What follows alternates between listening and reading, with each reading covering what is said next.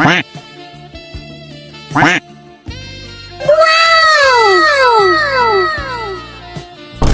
first vlog. আজকের দুপুরটা যেন আগুনে ছুঁয়ে যাচ্ছিল।